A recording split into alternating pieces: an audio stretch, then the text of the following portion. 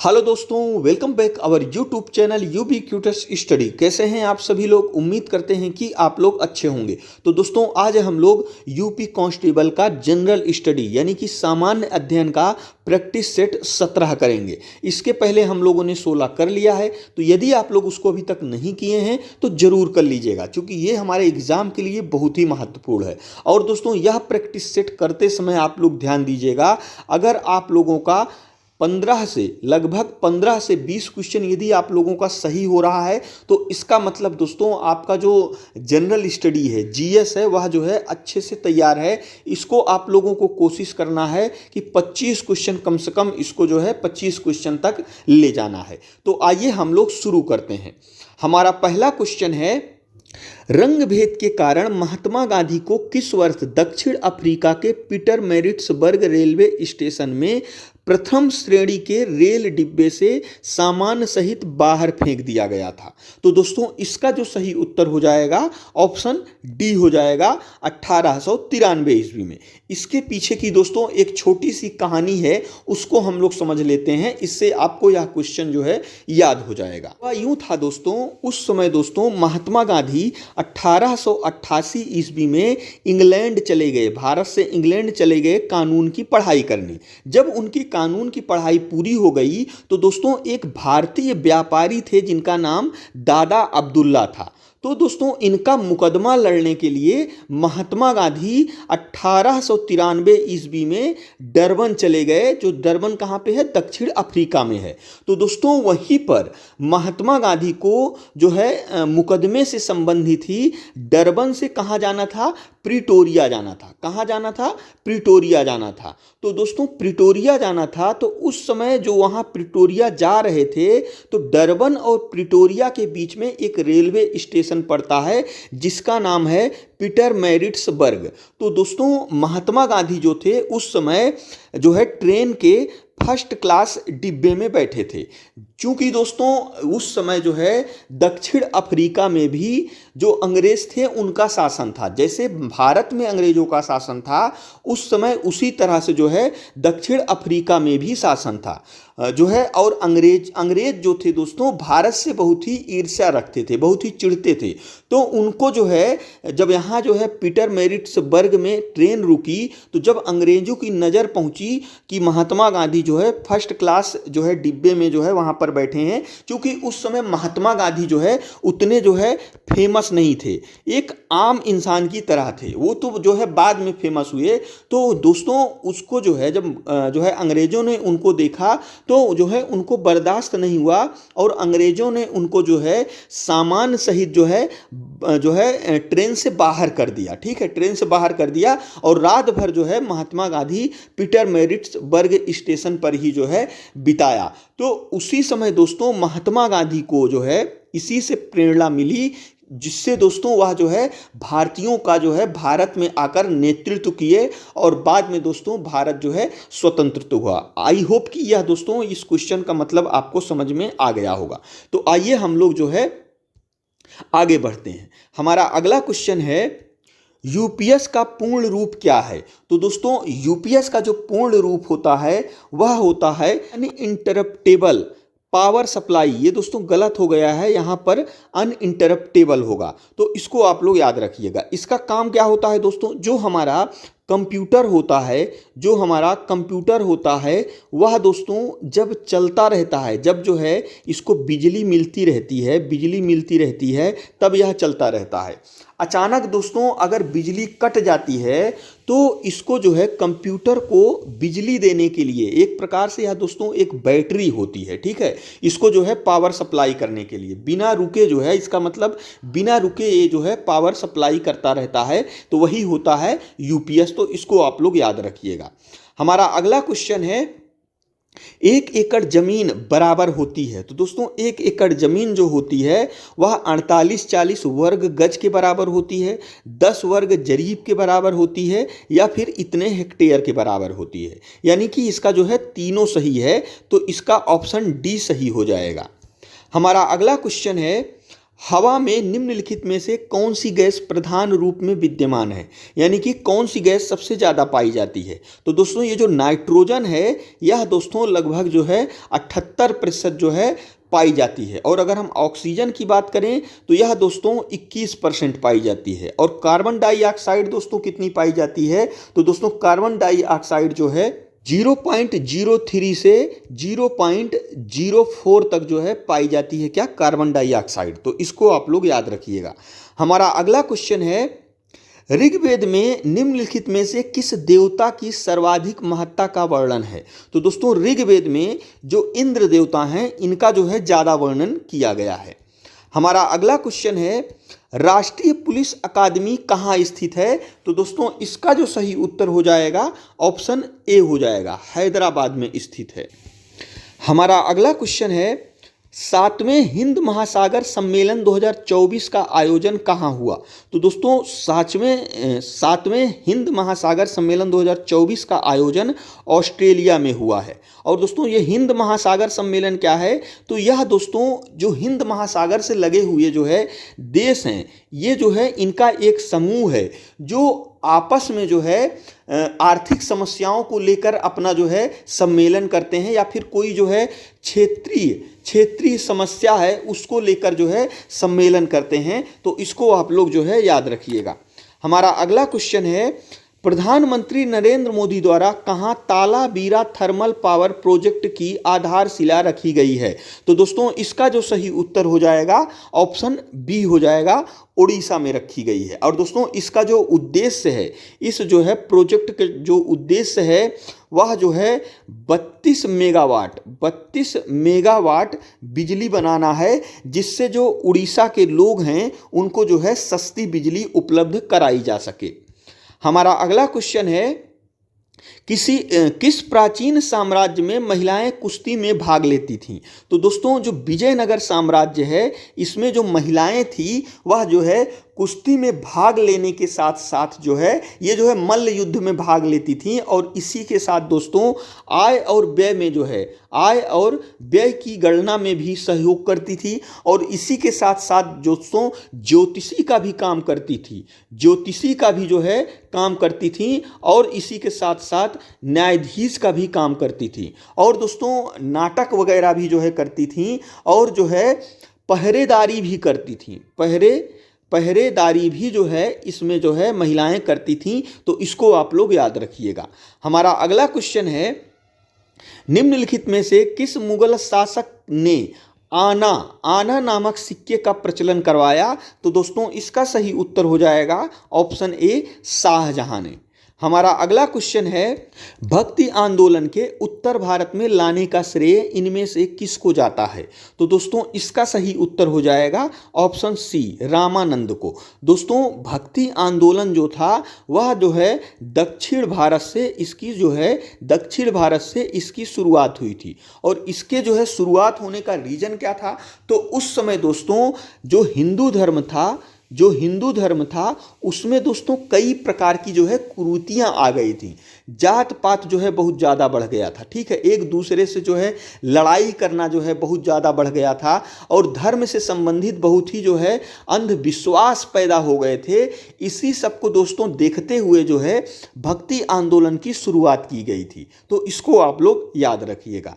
हमारा अगला क्वेश्चन है, क्षेत्रफल की दृष्टि से विश्व का सबसे बड़ा द्वीप कौन सा है। तो दोस्तों क्षेत्रफल की दृष्टि से सबसे बड़ा द्वीप कौन सा है, ग्रीनलैंड है। क्या है, ग्रीनलैंड है। ये दोस्तों पहले नंबर पे है। और अगर हम दूसरे नंबर की बात करें, दूसरे नंबर पे दोस्तों आप लोगों ने नाम सुना होगा, न्यू गिनी द्वीप है। और दोस्तों तीसरे नंबर पे कौन सा है, तीसरे नंबर पे है दोस्तों बोर्निया द्वीप। कौन सा है, बोर्निया द्वीप। तो इसको आप लोग जो है याद रखिएगा। हमारा अगला क्वेश्चन है, भारत का सुदूरस्थ दक्षिण बिंदु है।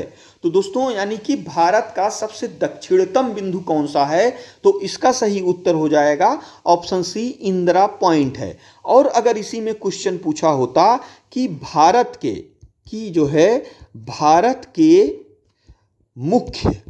के मुख्य भूमि, भारत के मुख्य भूमि का सबसे दक्षिणतम बिंदु कौन सा है, तब इस कंडीशन में दोस्तों इसका उत्तर हो जाता क्या, कन्याकुमारी हो जाता। लेकिन इसमें दोस्तों मध्य भूमि नहीं दिया है। मध्य भूमि का मतलब हुआ दोस्तों जो भारत का मेन जगह है, यानी कि जो ये मान चलिए ये जो है भारत है, तो जो ये है इंदिरा पॉइंट जो है वह दोस्तों कहाँ पर है, वह जो है बड़ा निकोबार में है, यानी कि जिसको ग्रेट निकोबार कहते हैं। तो दोस्तों ये जो है ये भारत की जो है मुख्य भूमि हो गई, ठीक है, भारत की जो है ये मुख्य भूमि हो गई।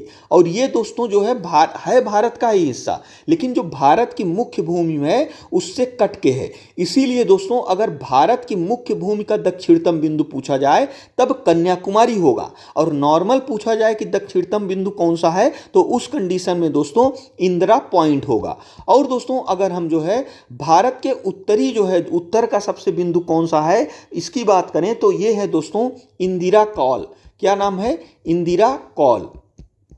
और अगर दोस्तों पश्चिम की बात करें, ये दोस्तों गुजरात में स्थित है और इसका नाम है गौरा मोता। क्या नाम है, गौरा मोता, या फिर इसी को कहते हैं दोस्तों गुहार मोती। और अगर हम दोस्तों दक्षिणतम बिंदु हम लोग जान ही गए हैं, उत्तर बिंदु जान गए हैं, और अगर हम जो है पूर्वी बिंदु बात करें तो इसका क्या नाम है, तो इसका नाम है दोस्तों किविथू। क्या नाम है, किविथू। और ये कहाँ है, ये दोस्तों अरुणाचल प्रदेश में है। तो इसको आप लोग याद रखिएगा। हमारा अगला क्वेश्चन है, धुंध जो नमी के बड़े कणों से बना है कहलाता है।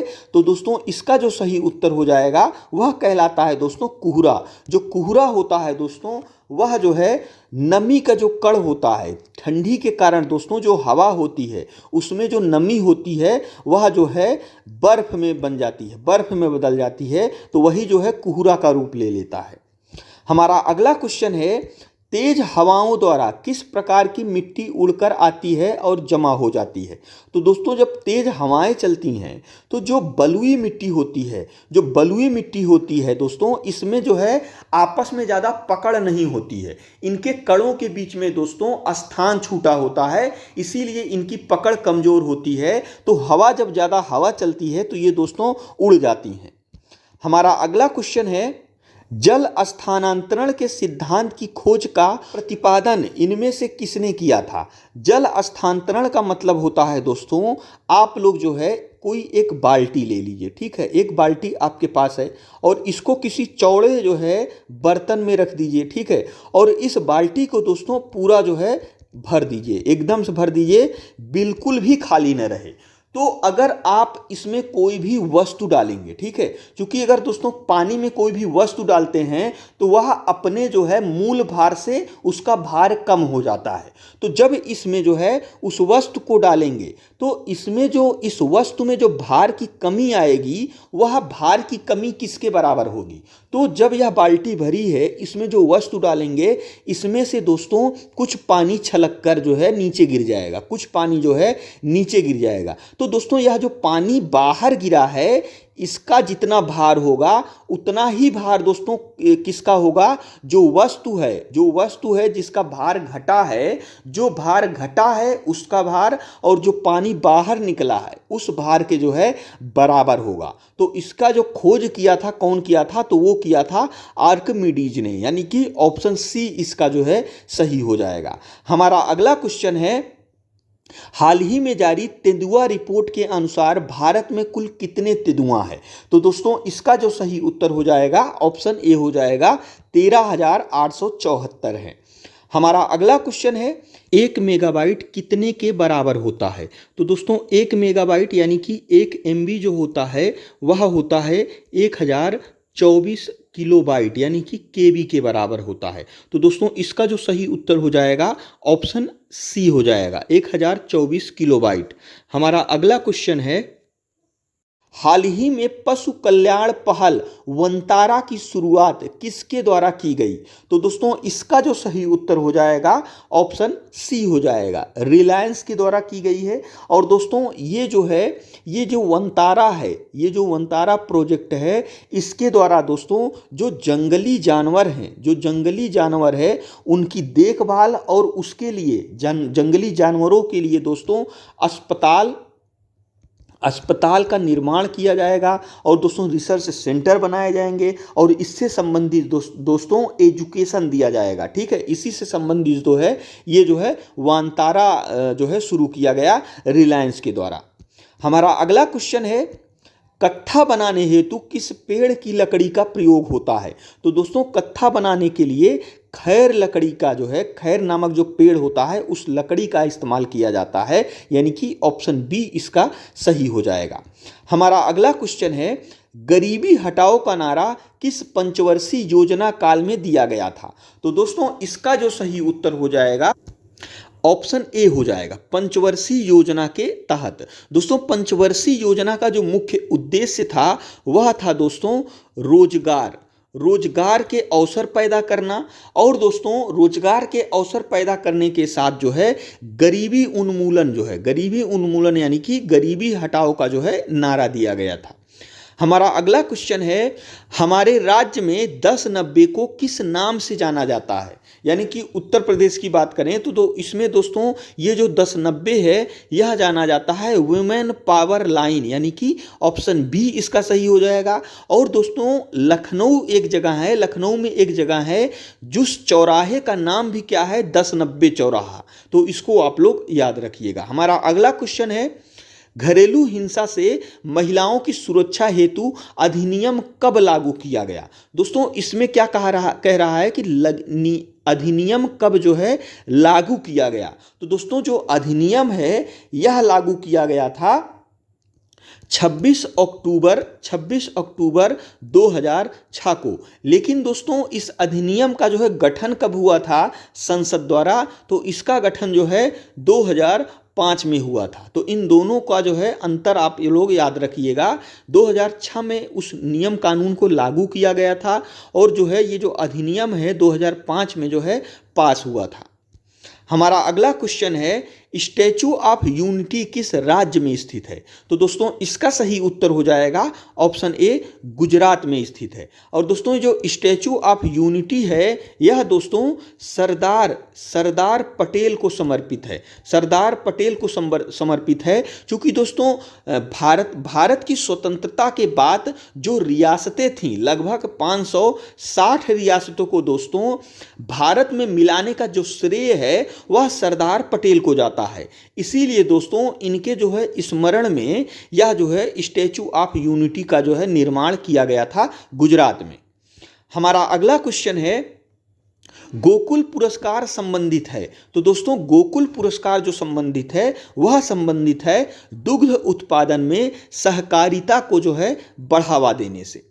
हमारा अगला क्वेश्चन है, भारत और पाकिस्तान के बीच ताशकंद समझौता कब हुआ था?